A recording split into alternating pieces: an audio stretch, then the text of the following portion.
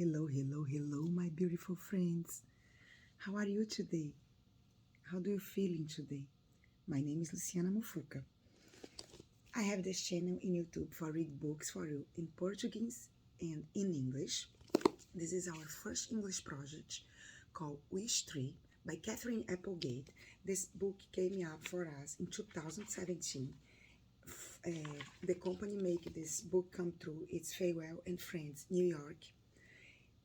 The illustrations come from Charlie Santoso, and today we will keep reading, and we have the chapter 32. But before that, what I need from you, subscribe my channel, thumbs up, ring the bell, comments in comments area, and if you have a little bit more time, share this video if you think you make somebody feel happy and think about. This is the most important. When we read a book, we need to think about. So, let's do Wishtree, chapter 32. The years passed, and Maeva became as connected to the neighborhood as I was. Even as a newcomers from other lands, I did their music, food, language, and our little part of the world. No matter where people were from, Maeva cared from them as best they could. I grew up together, my older limbs less pliable, my shadow longer. More trees and shrubs joined me. But there was plenty of sun of all of us, and we never wanted for water. I'd hosted many families by then, mice and chipmunks, in particular, chipmunks. They love the trees around here in North America. My closet confidant was a young gray squirrel named Squirrel. All squirrel names begin with the letters S, K, and U. Squirrel was especially fond of Maeva, who often fed the little squirrel table scraps.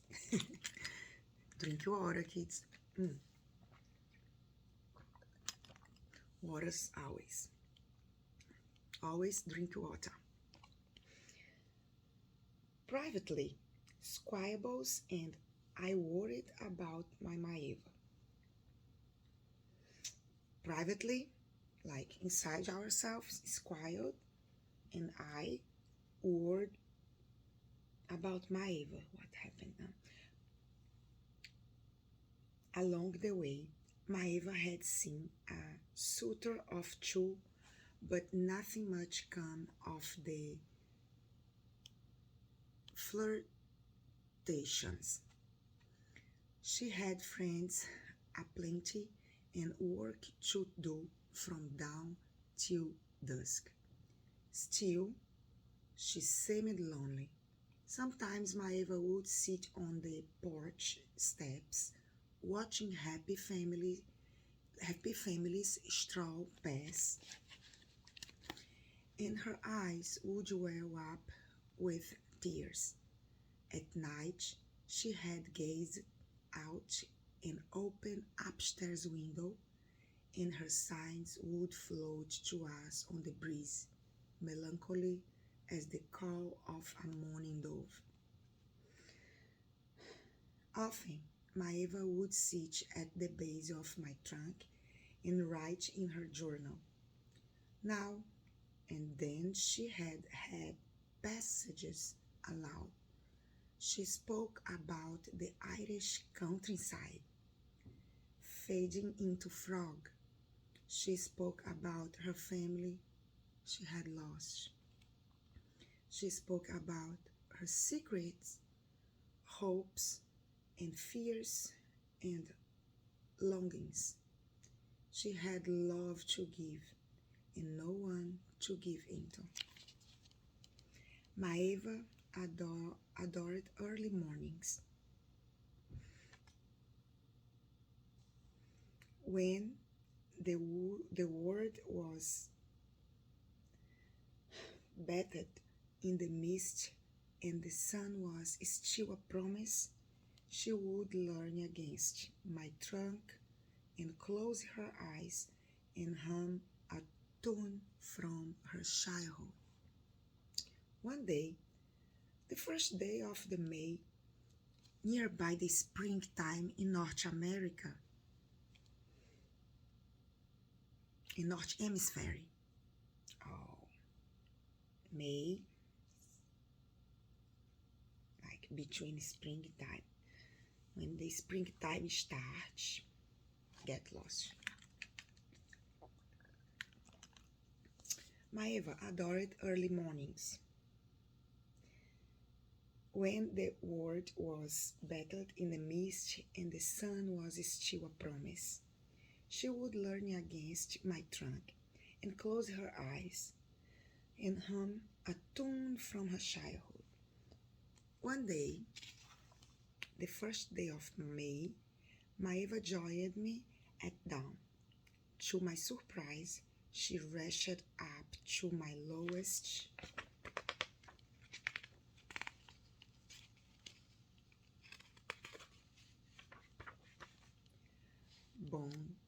bow and gentle tied a scarf of blue striped fabric in a careful knot. I wish, she whispered, I wish for someone to love with all my heart. I wish for someone to love with all my heart. That was my first wish and the beginning of many more.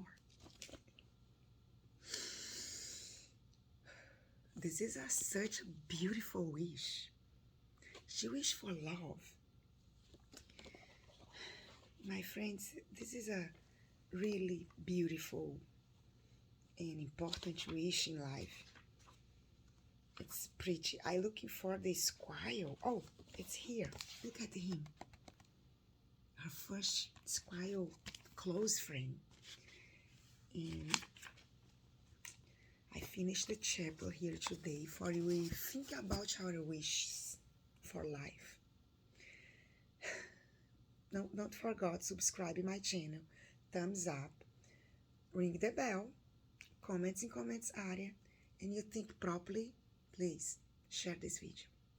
Grace, grace, grace for you guys here in my life. See you next time and ciao, ciao.